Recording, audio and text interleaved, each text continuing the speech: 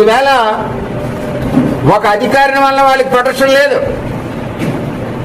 న్యాయం లేదు. కొత్తపల్లి మండలంలో ఇది ఎక్కడ తెచ్చుకోవాలో అక్కడ తెచ్చుకుంటాం.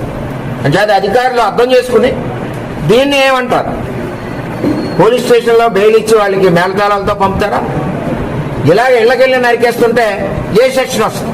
నేను చదువుకోలేదు, నాకు తెలియదు. మరి ఏ సెక్షన్ వస్తుందో పెద్ద ఆఫీసర్లు, ఐపీఎస్ ఆఫీసర్లు ఆలోచించుకోవాలి. ఇంటికి వెళ్ళి కత్తులిచ్చి పొడిచేస్తే బుర్ర మీద వాళ్ళకి మేళతాళాలు పెట్టి స్టేషన్ బెయిల్ ఇవ్వడమా? దీనికి సరైన సెక్షన్ ఉందా? పొడిపించుకున్నందుకు ఏళ్ళు బొక్కలు వేసేయడమా అన్నది తేలాలి.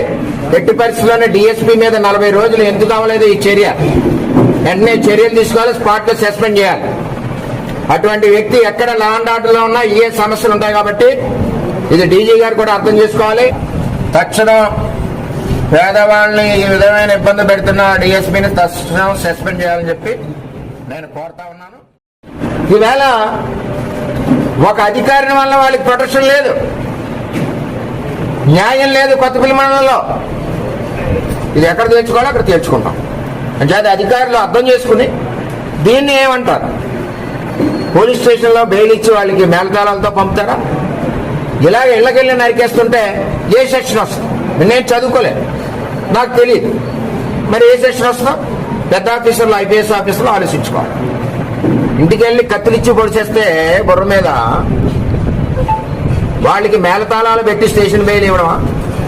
దీనికి సరైన సెక్షన్ ఉందా? పొడిపించుకున్నందుకు ఏళ్ళు బొక్కలు వేసేయడమా అన్నది తేలాలి. ఎట్టి పరిస్థితుల్లోనే డిఎస్పీ మీద 40 రోజులు ఎందుకు అవ్వలేదు ఈ చర్య? వెంటనే చర్యలు తీసుకోవాలి, స్పాట్ లో సస్పెండ్ చేయాలి.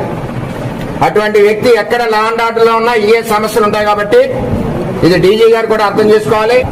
తక్షణం పేదవాళ్ళని ఈ విధమైన ఇబ్బంది పెడుతున్న డిఎస్పీని తక్షణం సస్పెండ్ చేయాలని చెప్పి నేను కోరుతా ఉన్నాను.